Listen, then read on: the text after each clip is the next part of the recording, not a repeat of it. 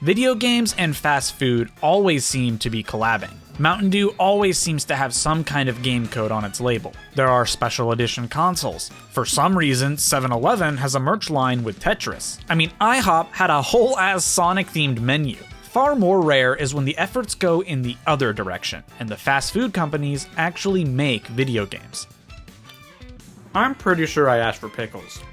Like anything, these games are typically just a marketing tactic, just another way to shove a burger in our face. And often, the quality of these games takes a backseat to just making sure that the game exists in the first place. Perhaps the earliest fast food video game was created by Domino's Pizza. Back in the 80s, Domino's used a mascot known as the Noid, a rabbit freak that apparently wants to ruin your pizza. To continue promoting the Noid, a DOS game was released in 1989 titled Avoid the Noid, where you play as a delivery driver trying to get a pizza to the customer while avoiding an army of Noids. Aside from being the very first fast food game, it's pretty forgettable. Clunky-ass controls, stale gameplay, and the most horrifying sound that you have ever heard.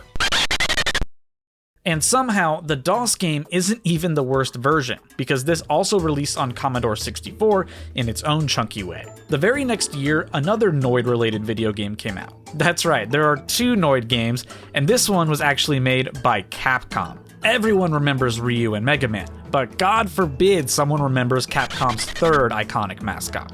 Yo! Noid was released for the NES in 1990, but the thing is, it's not actually its own original game. Earlier in 1990, Capcom released this game in Japan for the Famicom, titled Kamen no Ninja Hanamaru, starring a young ninja investigating some disappearances and taking on a rival ninja gang. However, when localizing this game for the West, Capcom struck a deal with Domino's to instead use the Noid, and rework this game to revolve around their character, and of course, pizza.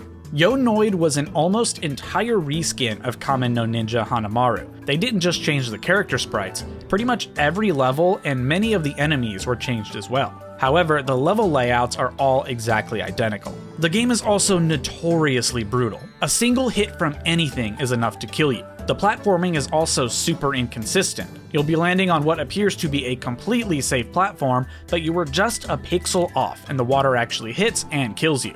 Also, there's this super weird number battle at the end of certain levels, even in the previous ninja-based game. I guess it was just their funky way of doing boss battles, but it doesn't feel like it fits with either version of the game. Yo! Noid is often in the conversation of crazy difficult NES games, and has sort of achieved cult classic status just because everything about this game is so weird. The Noid has since been retired as Domino's long-standing mascot, but he gets brought back occasionally for stuff like anniversaries. In 2011, Domino's created a Facebook game to celebrate their 25th anniversary called Noid Super Pizza Shootout, available for only 1 week. Not only is there no way to play this game anymore, but literally the only footage I was able to find was on the portfolio for one of the designers of the game. The Noid also appeared in a fucking Crash Bandicoot game. Crash Bandicoot On the Run was an endless runner game released on mobile devices. It was pretty fun. It had a fine enough gameplay loop, tons of cosmetics and challenges, and like all mobile games before it, went offline. But for some reason, the Noid was included as a boss in this game, which is such a weird medium to use to revive a retired mascot. But you want to talk about weird? Yo! Noid 2, Enter the Void. In 2017, a game jam was held where participants would have exactly 1 month to create a game, and one group entered with the concept of a sequel to the original Yo! Noid, designed as if it was released on the Nintendo 64 or PlayStation. It's this really cool fusion of platformers like Mario 64 and Spyro, with cheeky dialogue that you'd expect in Banjo-Kazooie for instance, but all about pizza. I could gush about this game for a minute. I really fell in love with it when I discovered it. The game starts out as a 3D reimagining of Yo! Noid's first world, and then you enter the Noid Void, the hub that leads to other different worlds. You also use your yo-yo basically as a grapple hook. You can wall run and jump, and you can use these tools to solve puzzles in the worlds to collect pizza. Also, for like 3 minutes, there's a whole Mario Galaxy inspired section. It's really funny that they just threw that in there because they could. The pizzas you collected build up the Pizza Tower, which leads you up to the final area with the final boss. And this final boss wants to replace the Noid with a new mascot, a vocal Noid. And then you fight Hatsune Mick, Yes, the whole purpose of this game is to prevent the Noid from being replaced by Hatsune Miku as Domino's mascot, which itself is a huge real-world reference to the bizarre Hatsune Miku Domino's app over in Japan. It's amazing. You can really tell it was made in a month. It's not as polished as a finalized game would be, but there's undeniable charm to this title, and it's just so fun to play. I love the old VHS filter they threw over the whole game, the writing is clever, and it's just really fun to run around. They've even pushed out a few updates on their website since it released, and the game is to this day completely free to play. Oh, and the game was received so well that the developers are now making their own full game with elements from Yo Noid 2 clearly in its DNA. So I definitely keep your eye on that if you're interested. Also, there's a dedicated dab button. I finally feel seen. McDonald's is another company constantly looking for ways to push their brand. There were cartoons, a clothing line, a god-awful E.T. knockoff, and of course, video games. The first game they ever released is probably one you haven't heard of, the Japan-exclusive Famicom game, Donald Land. I guess because of the mechanics of the Japanese language, over there they call him Donald instead. Donald Land is a pretty basic Famicom platformer, with all the crustiness you'd expect from games in that era. It's not difficult like Yo Noid, but it does still pose a pretty tough challenge. But this is a weird instance where the game itself doesn't really strike me as licensed vomit. The controls are okay, the platforming works well, and there are some boss fights that are fun. Between levels, you buy like burgers and fries and stuff, but I genuinely have no idea what I spent my money on because I didn't really seem to get anything for it. Overseas, the first McDonald's game we got was MC Kids for the NES. It went for a similar platformer as Donald Land, though instead it starred Mick and Mack, two random children who travel through McDonald Land to retrieve Ronald's magical bag from the evil Hamburglar. And the quality of this is rough. The platforming doesn't feel great, and the levels feel sort of cobbled together. There are also a ton of leaps of faith, which is just lame.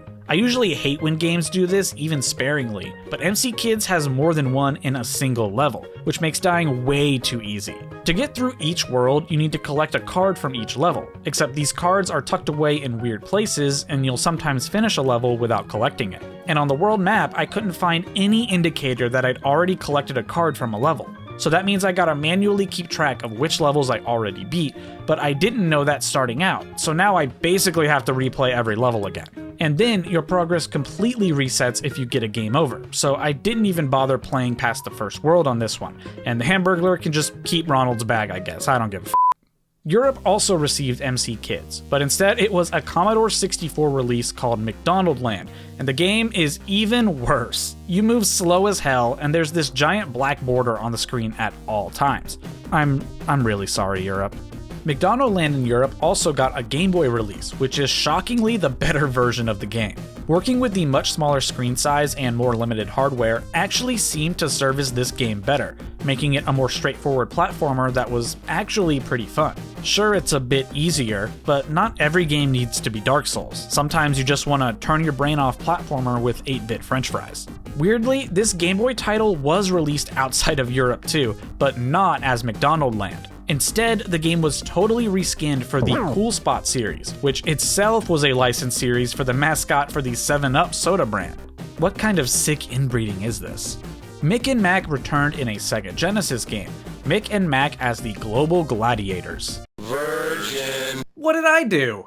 Global Gladiators is a sort of shooter platformer game, and while the movement and combat is pretty fun, the game is still kinda horseshit. Enemies are firing gunk at you from way further than you can even see them, and the game still has a bunch of leaps of faith. They try to combat this by letting you look down, but that only goes so far when the platforms are still out of view. Now, I have absolutely no idea what the hell this has to do with McDonald's, because this is all about combating pollution. Noble effort and all, but where are the McNuggets? I think the most well-known McDonald's game, though, is McDonald's Treasure Land Adventure, another Genesis title. This one is very directly about McDonald's, playing once again as Ronald McDonald traveling through McDonald Land. It also almost plays sort of like a shooter platformer, with Ronald able to shoot out a blast of magic, because apparently that's just something he can do now. This game definitely feels like the highest quality McDonald's game. At certain points, you kind of forget you're playing a McDonald's licensed game, despite literally controlling Ronald McDonald. Maybe it's the sprites or the level design or the banging music, but this stops feeling like a licensed mess and just feels like a quintessential Genesis game. And then fucking Grimace shows up and you're like, oh yeah, Happy Meals. It was sort of around this era that McDonald's games kind of fell to the wayside. Once we hit the late 90s, early 2000s era, it was far more economical to just develop and release browser games, which were usually a lot more basic and also didn't require the expenses of actually publishing a video game. However, 2023 did see a sort of revival with a brand new McDonald's game, Grimace's Birthday. That year was Grimace's 52nd birthday, which is, I guess, a very important year in McDonald land, and McDonald's launched a new Grimace shake to celebrate. But for some reason, they also released a browser game called Grimace's Birthday. It was a pretty funky little platformer that featured Grimace. You start out skateboarding, able to grind on rails and do an ollie, and then a more basic platforming section that turns into a sort of balloon fight type situation. This game really is kind of all over the place. The game was playable on a very old school style website on both desktop and mobile. However, the really cool thing about this game is that it isn't just a web game. Grimace's Birthday is actually a straight up Game Boy game, playable on an in-browser emulator like you'd find on some of those sketchy ROM sites. It was developed using GB Studio, a program designed for building Game Boy games in the modern age. And the coolest part is that you can poke around the website's files and find the ROM in a downloadable state, which means that you can literally play this game using a Game Boy or a similar handheld device, as long as it's capable of loading ROMs. There's actually a thriving community of people creating new Game Boy games using this program, but it's very weird to see McDonald's of all things use it. And I feel like I have to mention the Lost McDonald's employee training game. In Japan, new employees were given a Nintendo DS game that would teach them skills they may need to know for the job. For like a decade, this game was a white whale for lost media enthusiasts. Just no one could seem to get their hands on it. But a YouTuber was able to purchase a copy of the game and dump it online. So now you too can train to work at a McDonald's in Japan in 2010. A 2.0 version had a similar story, where it was considered lost for many years, but was ultimately purchased and archived by a big group of enthusiasts. Another similar game was also released in Japan way back in 2001 for the Game Boy Color. You work at a McDonald's, and you fulfill orders by playing little mini-games that are related to different tasks throughout the restaurant. Okay, it's nothing really like the training games. This game costs $200. Other companies have thrown their hats in the ring over the years, but nothing is particularly impressive. Taco Bell started out with the Taco Bell Tasty Temple Challenge, a Doom conversion where you explore a temple while shooting hot sauce and wild sauce at snakes that were drawn by 8-year-olds. Also, I got confused and stuck in this game, so I'm officially too stupid for Taco Bell Tasty Temple Challenge. Hey!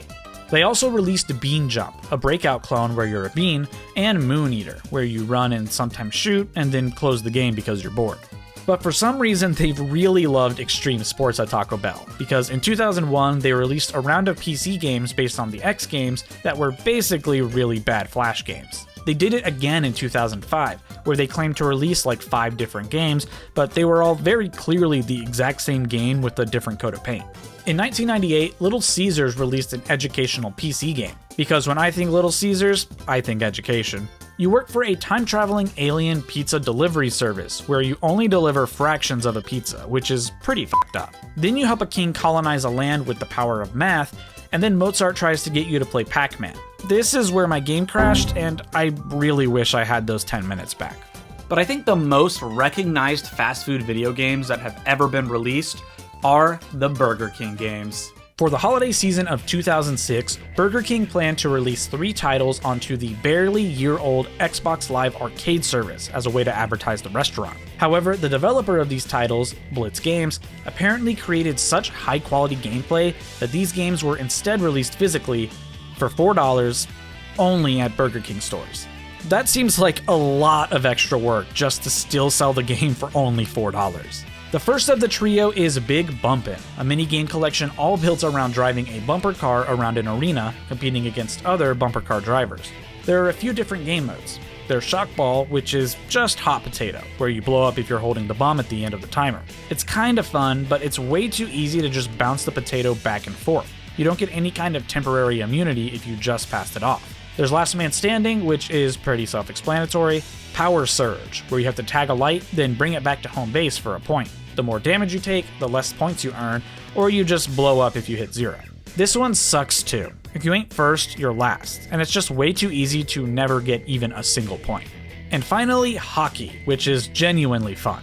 Now look, I'm not saying a certain other company didn't see this game and steal that idea. All I'm saying is that maybe someone should see if the Rocket League developers really like Whoppers.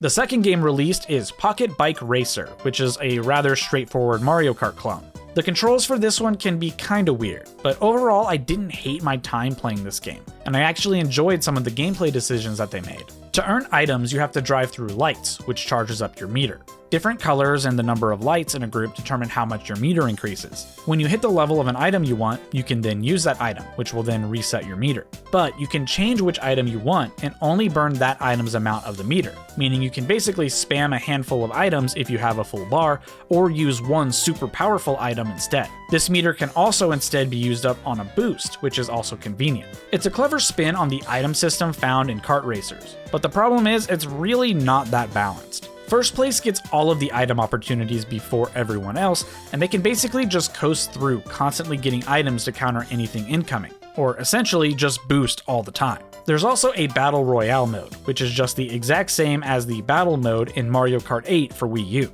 If Nintendo should be embarrassed about anything, it's that their Battle mode is the exact same one as Burger King. Also, you can play as this awesome guy. The final game released was Sneak King, where you play as the Burger King sneaking around and delivering food. And I just have all sorts of questions about this one. Why is it a big deal that you're seen? How are these people not seeing the gigantic Burger King sneaking around? And where am I getting all of these burgers from? There are different missions with different goals, but it all boils down to delivering food without being seen. The dumbest thing is that someone will be the one who wants the food, but if they see you before you actually press the deliver button, it still counts as an L. Here are your pizzas, sir. I hope you enjoy. Why can I see you? When you deliver the food, you can do a little flourish to get extra points, but you have to watch this entire animation every single time. And surely doing this dance multiple times in 30 seconds would also get you seen, which just raises the question again of why it's a big deal that I'm being seen delivering food. The back of the box suggests that there are more worlds to visit than just this construction site, but after playing for like 30 minutes, I absolutely had my fill. The three of these games have a pretty inconsistent level of quality. I think Pocket Bike Racer is the best, purely because it's a very inoffensive kart racer. Big Bumpin is fine, but I kinda wish they just made the hockey mode the entire game. And Sneak King just sucks. This little video game promotion was certainly unusual, and they're fun novelties to have in your collection. I just don't think these really needed to be physical games. The original Xbox Live Arcade plan would have been perfectly fine. However, because these are physical discs, they have a neat trick. They can be played both on Xbox 360 and the original Xbox. And this isn't a backwards compatibility trick. They developed a 360 and an Xbox version of every game and put them both on the disc.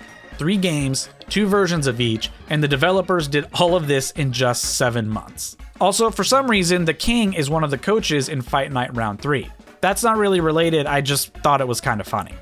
Relative to the other chains mentioned, Burger King was pretty late to the party, but they weren't as late as KFC, who felt that 2015 was the perfect time to get into the gaming space. They were just biding their time. Kernel Quest was a little retro-styled minigame collection in your browser. It's since been taken down, and when I tried to play a reconstructed version from Reddit, nothing happened. But that's okay because that game wasn't as notable as their next venture. I Love You, Colonel Sanders, a finger-licking good dating simulator. You play as a new student to the University of Cooking School Academy for Learning, along with your best friend, rivals, a toddler, a robot, a dead student, and sexy Colonel Sanders. You go through a semester at the school, which apparently only takes 3 days, with the goal of forming a love connection with Colonel Sanders. Spork monsters show up, you do some vague cooking, and you snoop through Colonel Sanders' belongings. The game is totally free and available on Steam, and it's kind of a funny way to burn an hour. Just make sure you have your Discord activity hidden or you will get questions. KFC also ramped up some other gaming initiatives. In Japan, there was a fried chicken emote promotion for Final Fantasy XIV. They set up a pretty funny speedrun for Zelda Tears of the Kingdom, where players race to collect 11 herbs and spices and cook up some fried chicken in the game. And then there's the KFC console, a custom PC that uses the heat produced by the system to keep your fried chicken warm in a special chicken chamber. What the hell? Probably one of the funniest fast food games is Hooters Road Trip for the PlayStation, developed by Ubisoft. You jump into a tour around the United States, playing a pretty unremarkable racing game.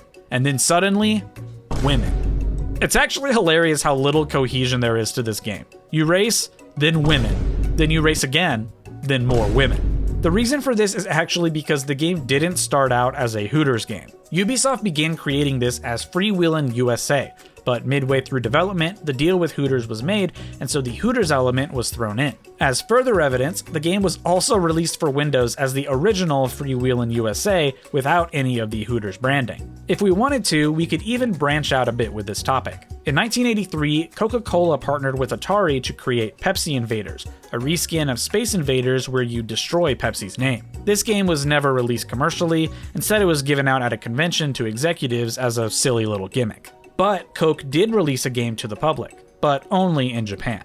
Coca-Cola Kid was a platformer for the Game Gear, where you played as Koki, a mascot for Coke in Japan. The game is fine, pretty forgettable, but it did release alongside this bright red Coke-themed Game Gear, so that's pretty cool. And Pepsi just couldn't take that lying down, now could they? So they fired back. Pepsi Man was an incredibly popular Japanese mascot for PepsiCo in the 90s. A superhero who would save the day, obviously, by delivering Pepsi. In 1994, Sega released the Saturn version of their fighting game, Fighting Vipers, and Pepsi Man was an exclusive playable character. So Pepsi took this enthusiasm and, in 1999, released a whole Pepsi Man video game. Each scenario has Pepsi Man running to deliver Pepsi to someone in need, like burn victims or plane crash survivors, problems that are typically solved by soda. Pepsi Man needs to run through the streets, avoid obstacles, and become a home invader to get these people their Pepsi.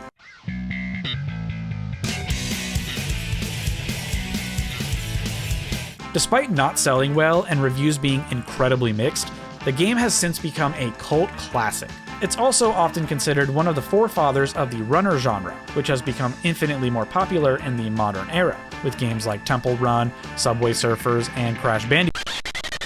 If we continued down the wider junk food landscape, we'd be here all day. 7-Up's Cool Spot, Cheetos, Cheetos Again, Chex Quest, Mr. Pitt, Chex Quest HD, the huge lineup of M&M games. Needless to say, these games are everywhere, and they'll always be cropping up every so often. I don't know why I'm still eating this.